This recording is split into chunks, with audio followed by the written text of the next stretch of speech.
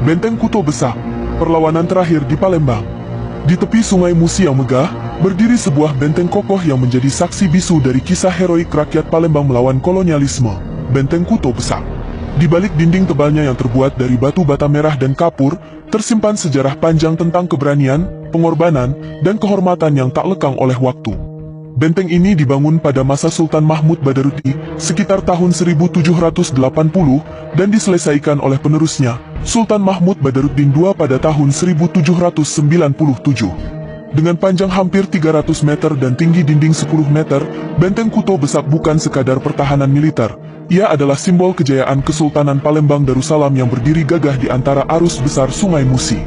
Namun, kemegahan itu diuji pada awal abad ke-19, ketika Belanda mulai menancapkan kuku penjajahannya di tanah Sumatera. Palembang, yang kaya dengan hasil bumi, rempah, dan emas dari pedalaman, menjadi incaran utama.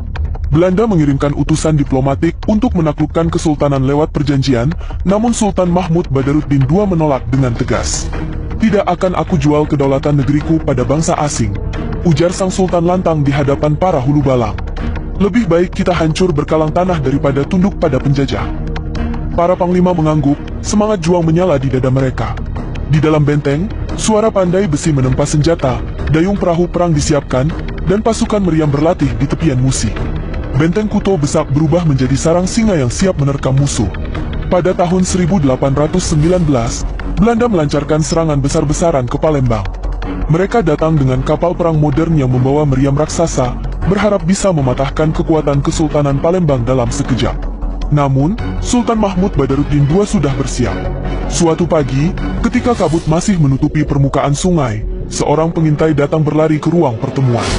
"Tuanku, kapal Belanda sudah memasuki muara Musi," katanya dengan napas terengah. Sultan berdiri, menatap arah sungai dari menara benteng. "Biar mereka datang, kita akan tunjukkan bahwa Palembang tidak akan pernah gentar." Ketika meriam pertama Belanda meledak, suara dentumannya menggema di seluruh kota. Balasan segera datang dari benteng, meriam-meriam Palembang menghujani kapal musuh dengan bola besi membara. Sungai Musi menjadi saksi pertempuran besar yang mengguncang langit Palembang. Seorang prajurit muda berteriak kepada komandannya di tengah kepulan asap mesiu, "Tuanku, kita kekurangan peluru." Sang komandan menjawab tegas, "Ambil batu dari dinding benteng. Selama darah kita masih panas, musuh tidak akan lewat." Pertempuran berlangsung selama berhari-hari. Rakyat ikut berperang, para perempuan mengangkut air dan obat-obatan, bahkan anak-anak membantu mengisi mesiu ke dalam meriam. Tapi kekuatan Belanda yang dilengkapi persenjataan modern akhirnya menembus pertahanan. Benteng Kuto Besak jatuh pada 1821 setelah perlawanan sengit yang menewaskan ratusan prajurit. Sultan Mahmud Badaruddin II ditangkap dan diasingkan ke Ternate. Namun semangat juangnya tidak pernah padam. Hingga akhir hayatnya, ia tetap menolak tunduk pada kekuasaan kolonial.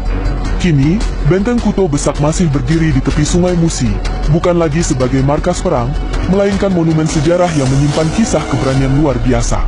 Dari dalam dindingnya yang kokoh, seakan masih bergema suara meriam dan teriakan, "Merdeka!" Dari para pejuang Palembang, warisan ini mengingatkan kita bahwa kemerdekaan bukan hadiah, melainkan hasil dari darah dan air mata para pahlawan yang berani melawan arus penjajahan. Benteng Kuto Besak bukan sekadar batu dan semen, ia adalah simbol perlawanan, kebanggaan, dan semangat rakyat Palembang yang tak pernah padam.